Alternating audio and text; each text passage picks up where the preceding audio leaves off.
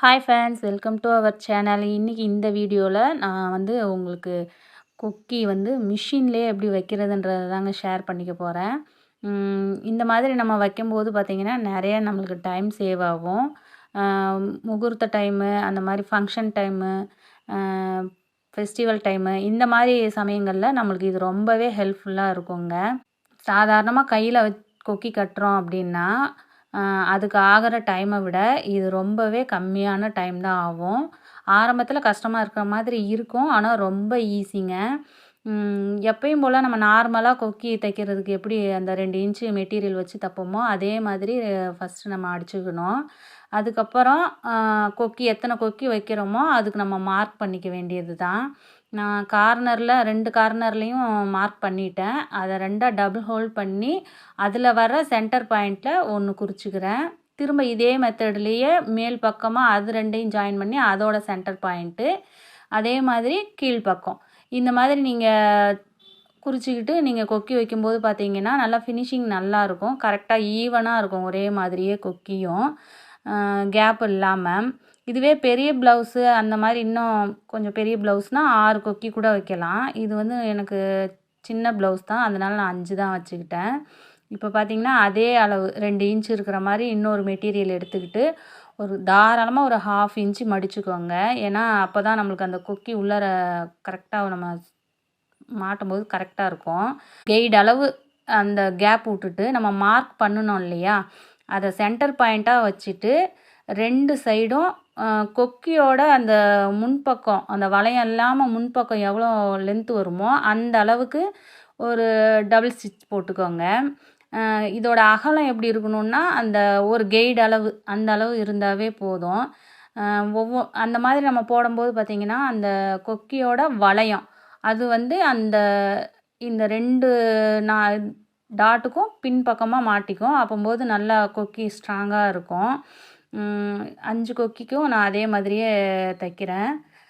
இந்த மாதிரி நீங்கள் தைக்கும்போது உங்களுக்கு டைம் சேவு ப்ளஸ் கொக்கி நல்லா ஸ்ட்ராங்காகவே இருக்குங்க. ஃபஸ்ட்டு ஆரம்பத்தில் உங்களுக்கு அந்த அகலம் வைக்கிறது கொஞ்சம் கஷ்டமாக இருக்குது, கொக்கி லூஸ் ஆகுதுன்னா மட்டும் தையல் போட்டுக்கலாம் ஊசியை வச்சு.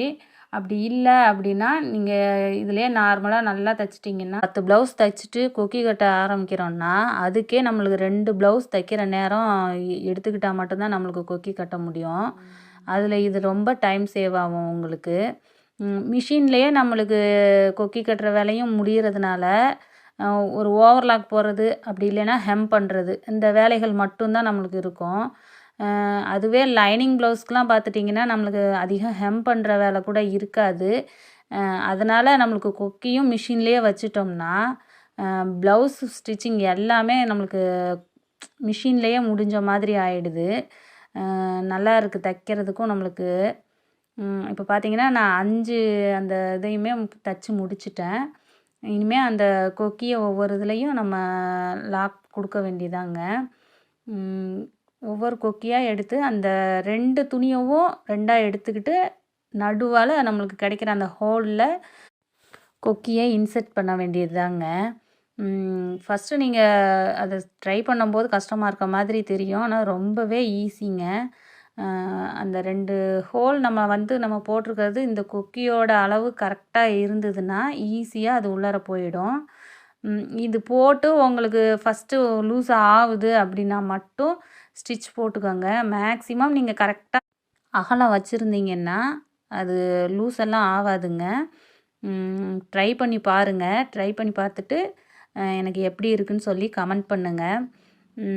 அது இந்த வீடியோ பிடிச்சிருந்தாலும் லைக் பண்ணுங்கள், ஷேர் பண்ணுங்கள்.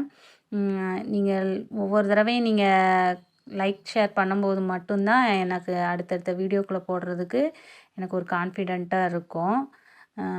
இப்போ 3வது கொக்கியை அதே மாதிரி நான் இன்செர்ட் பண்ணிக்கிட்டு இருக்கேங்க. அந்த ஹோல்குள்ளார இதை உள்ளார விட்டு முன்பக்கமாக அந்த கொக்கி வந்துடுங்க. இப்போ பார்த்திங்கன்னா நான் 4வது கொக்கி மாட்டிக்கிட்டு இருக்கேன். அதை மாட்டி முடிச்சுட்டு நம்ம எப்பயும் சாதாரணமாக நம்ம எப்படி அந்த பிசுரை எப்படி உள்ளார் பக்கமாக நம்ம மடித்து தைப்போமோ அதே மாதிரியே இங்கே பாருங்கள், ஒரு மடிப்பு மடித்து அப்படியே நம்ம எப்பயும் சாதாரணமாக எப்படி கொக்கி பட்டி அடிப்போமோ அதே மாதிரியே அடித்து விட்டுடுங்க. அவ்வளோதாங்க.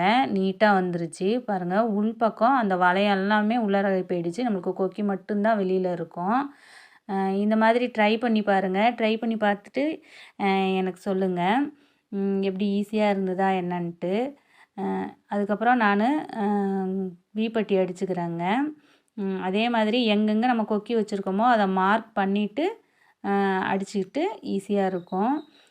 சின்ன சின்ன விஷயங்களை கற்றுக்கங்க. நிறைய கற்றுக்கிட்டு நம்ம தைக்க இன்னும் நம்மளோட தையல் அடுத்த நிலைக்கு எடுத்துகிட்டு போகலாம். வீடியோ இவ்வளோ நேரம் பார்த்ததுக்கு ரொம்ப தேங்க்ஸுங்க. வீடியோ பிடிச்சிருந்ததுன்னா சப்ஸ்கிரைப் பண்ணுங்கள்.